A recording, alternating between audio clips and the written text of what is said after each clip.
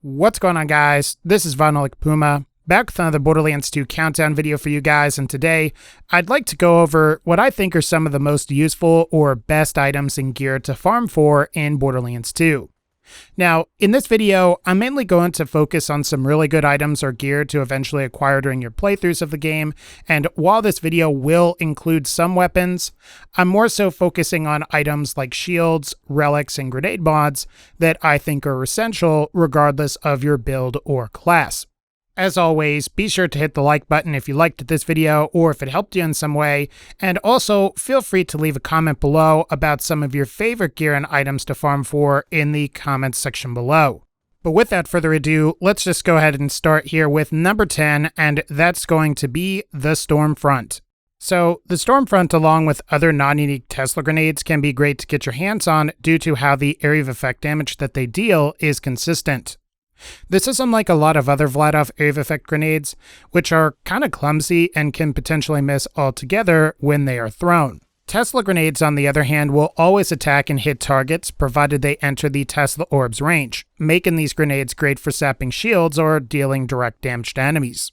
As for the Stormfront more specifically though, it's just the best Tesla grenade available as it deploys an initial orb as well as a number of secondary orbs around the circumference of the area of effect circle that's created by that initial orb. All of these orbs can potentially shock enemies, thus upping the potential damage. The only real downside to the Stormfront is that it doesn't regenerate ammo like some of the other grenades in the games do. However, if that becomes an issue, you can always pair the Stormfront with a big boom blaster. That way you can take damage and then pick up the boosters to get some of your grenades back. If you would like a Stormfront, they usually drop from either Lee, Mike, Dan, or Ralph in the Bloodshot Stronghold. These four appear during or after the A Damn Fine Rescue side quest, so be sure to start and complete that quest before farming here. Number 9. The Logans Gun. Though it's not an especially great pistol to use offensively, the Logans Gun is a great utility weapon in Borderlands 2. When compared with the Sham or really any other absorption shield, a low-level Logans Gun can be used as a great way to replenish your rocket launcher ammo. This is very useful as there isn't really any way to regenerate rocket launcher ammo, and given the rarity of the ammo in the wild, in addition to the insane cost of actually buying the ammo, having a way to replenish your rocket ammo for free and on the fly is a great thing. Like I said, and as a weapon to use for combat, it's kinda meh. You have to shoot around targets' feet to get the most damage, which is pretty impractical.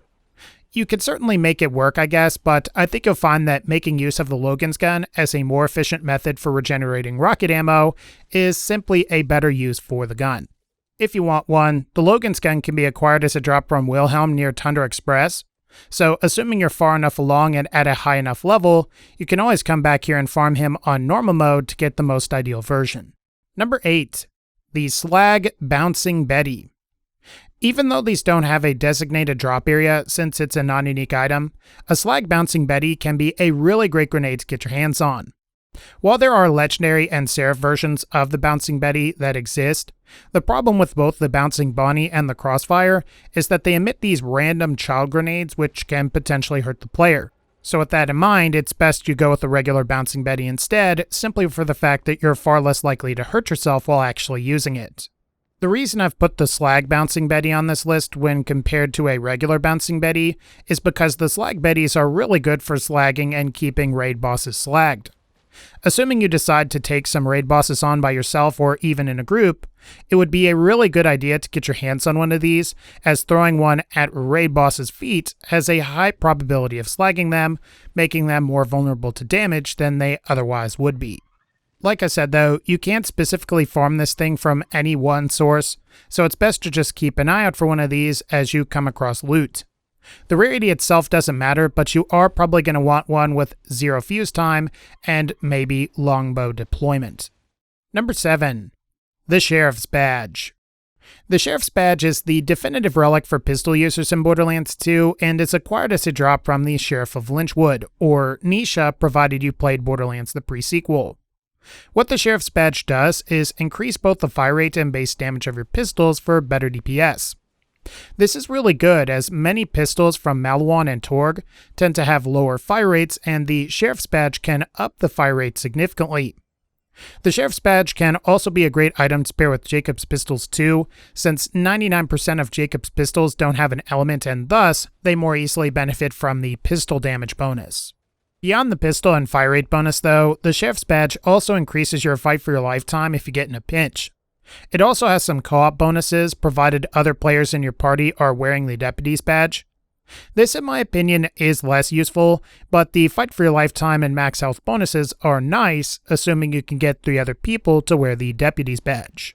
If you ask me, the Sheriff's Badge is worth going to Lynchwood for, so just be sure to complete the Showdown side quest first. Number 6. The Slag.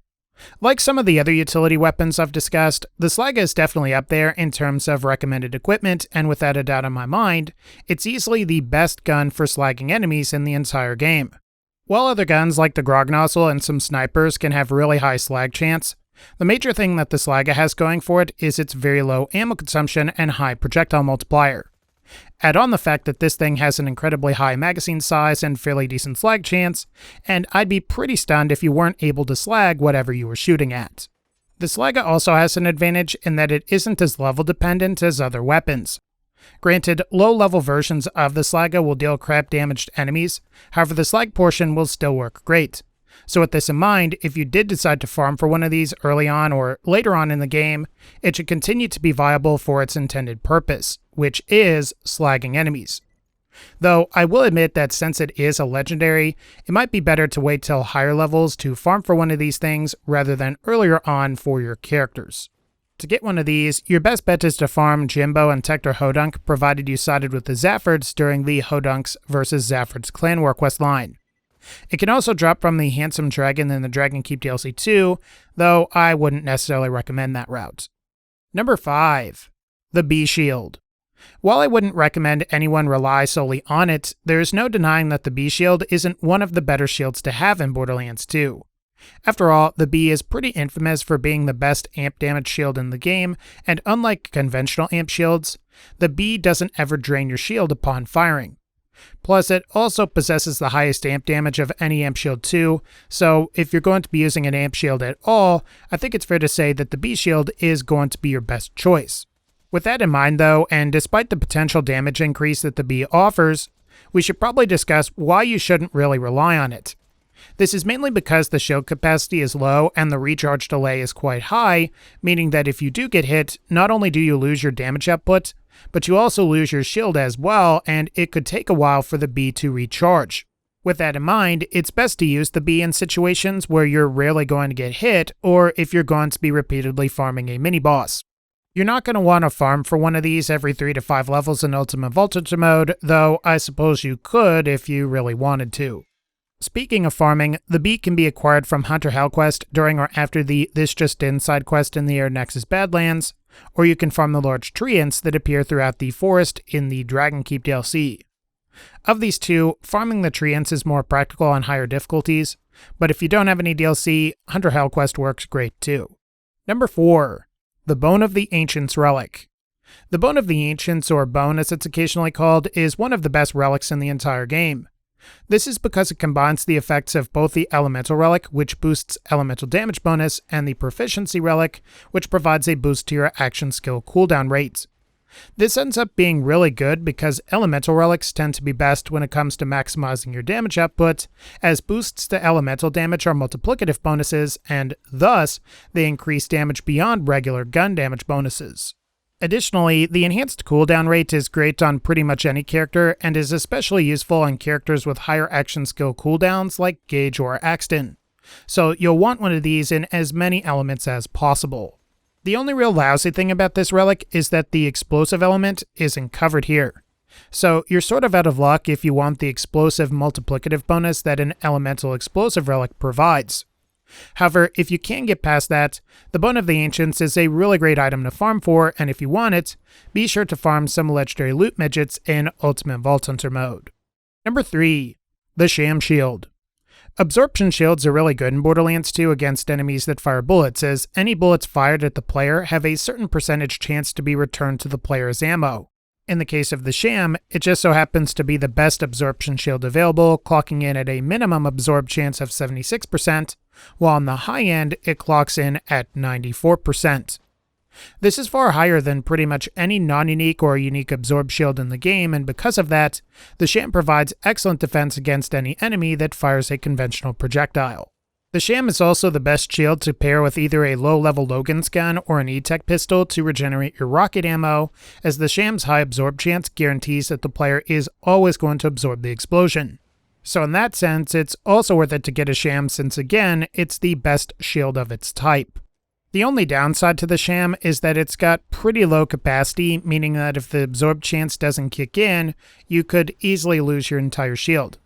Plus, keep in mind that the Sham is awful against melee attacks and anything that uses an unconventional projectile, so the Sham isn't always going to be the best choice. Even still, a high absorption Sham is definitely worth having, and if you want one, you can farm one from the bunker that's located near Thousand Cuts. Number 2. The Magic Missile. The Magic Missile is easily one of the better grenades in the game for Ultimate Voltage mode, as it not only allows you to slag enemies, but the projectiles also home in on enemies. This ends up being really useful, as you could potentially spam this grenade to slag a number of enemies fairly quickly, and most importantly, you don't have to constantly swap to another weapon to slag enemies. It also doesn't hurt that the Magic Missile has the ability to regenerate grenade ammo over time. This is extremely useful, and when combined with the aforementioned abilities I just discussed, it makes the Magic Missile basically an essential thing to have, as most other grenades don't possess this ability at all. Now, if you want one of these things, it's worth noting that there are 2 different variants of the Magic Missile. There's the blue rarity variant, which has 2 projectiles when thrown, and is easier to get as it can be acquired from wizards. And there's also the purple rarity version, which is what's being shown in this video and is more ideal with a ×4 projectile multiplier. The ×4 version drops from Badass Wizards, and if you're looking for some, try either Murderland's Temple during the Badass round, or try the Layer of Infinite Agony, as some can be found there too. And for our final entry, number 1, the Antagonist.